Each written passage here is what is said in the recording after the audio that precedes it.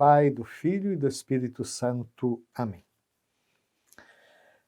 Caros irmãos e irmãs, na nossa catequese sobre a criação, como nos é apresentada no Catecismo, no nosso último programa, nós vimos como Deus cria um mundo ordenado e bom.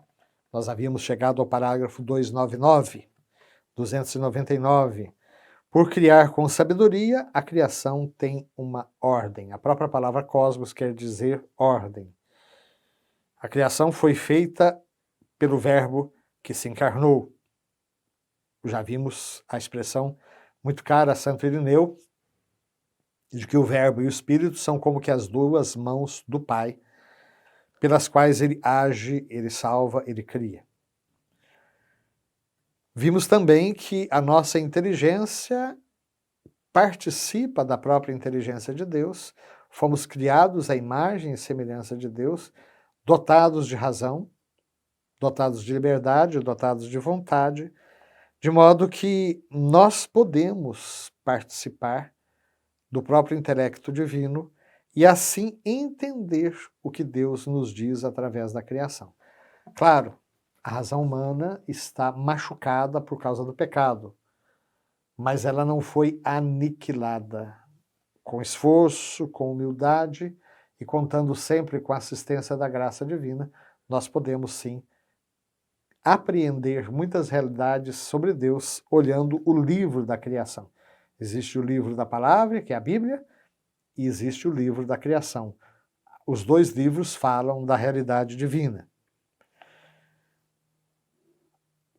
O mundo foi criado a partir da bondade de Deus. E é por isso que a criação participa da bondade de Deus. É o que é dito a cada passo no livro do Gênesis, sobretudo no capítulo 1 de uma tradição chamada tradição sacerdotal, uma tradição já do século X a.C., que Deus viu que era bom. Deus cria e Deus viu que era bom, e fez-se tarde de manhã, primeiro dia, segundo dia, e ao encerrar a criação, criando o homem à imagem e semelhança de Deus, Deus olha e viu que tudo era muito bom. Então, criada e originada da bondade divina, a criação participa dessa mesma bondade. A criação, ela é desejada por Deus, ela é querida por Deus como um dom ao ser humano, como uma herança que lhe é confiada. Quando Deus entrega a criação ao ser humano, mandando que ele cultive a terra, que ele cuide da terra, que ele submete toda a criação ao domínio do ser humano, Deus não estava mandando o homem destruir a criação como um senhor malvado faz com aqueles que estão sujeitos ao seu domínio. Não, pelo contrário, o Papa Francisco nos lembrava sobre isso ainda recentemente, com a Laudato Si, que a terra é a nossa casa comum. Deus, então, confia e destina a criação ao ser humano. E é interessante, nos lembra aqui o Catecismo, que muitas vezes a Igreja teve que defender a bondade da criação, inclusive a criação do mundo material. Já tivemos a oportunidade de lembrar como, ao longo da história, houve e continua havendo muitas doutrinas que negam a bondade da criação.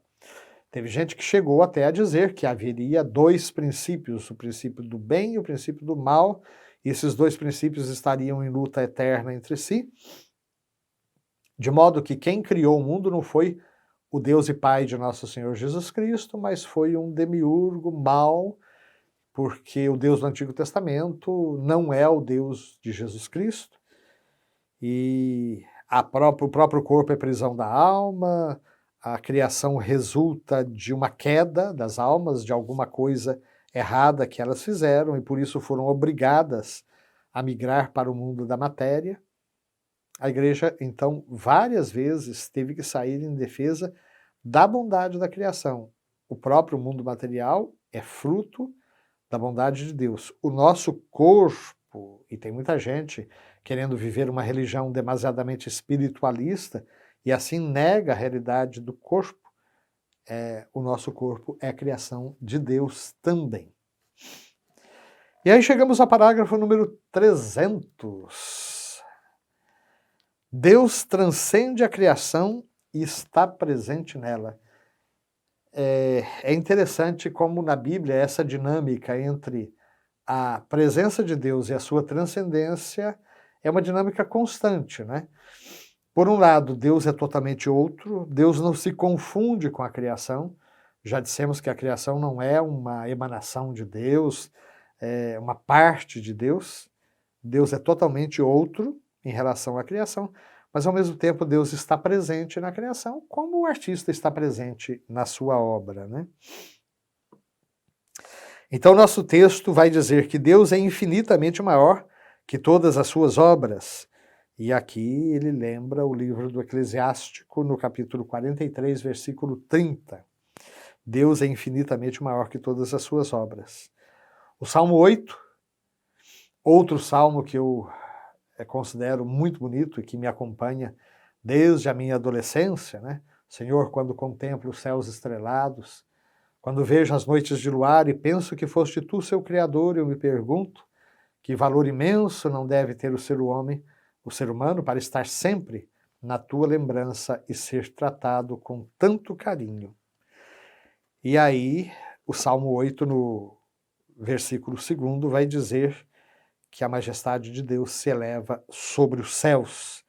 Deus é infinitamente maior que todas as suas obras. Não se pode medir a sua grandeza, a grandeza de Deus. Por ser o Criador soberano e livre, causa primeira de tudo que existe, ele está presente no mais íntimo das criaturas. Vejam que interessante. Essa é uma noção que nós devemos, sobretudo, ao mundo grego, a noção de causa ou de causalidade. Tudo que existe tem uma causa. E Deus é a causa primeira, a causa de todas as outras. E por ser justamente a causa primeira, embora seja muito maior que todas as suas obras, ele está presente no mais íntimo das criaturas.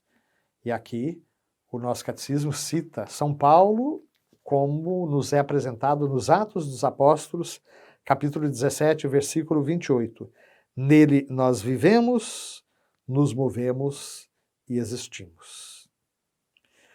Santo Agostinho vai dizer que Deus é maior do que o que há de maior em mim mesmo e mais íntimo do que há de mais íntimo em mim mesmo. E aí chegamos ao parágrafo 301. Deus mantém e sustenta a sua criação. Depois da criação, Deus não abandona a sua criatura a si mesma. Deus não somente lhe dá o ser e a existência, mas também sustenta a cada instante a criatura no ser. Deus dá à criatura o dom de agir, particularmente ao ser humano, dotado de liberdade e de vontade, e conduz a criação à sua finalidade, ao seu termo. Então, reconhecer essa dependência completa em relação ao Criador é uma fonte de sabedoria e liberdade, alegria e confiança. Então, como podem perceber, o nosso catecismo investe longas páginas, todas muito profundas, para falar sobre esse mistério que nos toca tão de perto. O mundo é bom, é criação de Deus, a terra é a nossa casa comum, e o Papa Francisco nos convida a sermos cuidadores, zelosos desta casa. Que o Senhor nos abençoe, juntamente com todas as nossas famílias, nos conduza à vida eterna. Amém.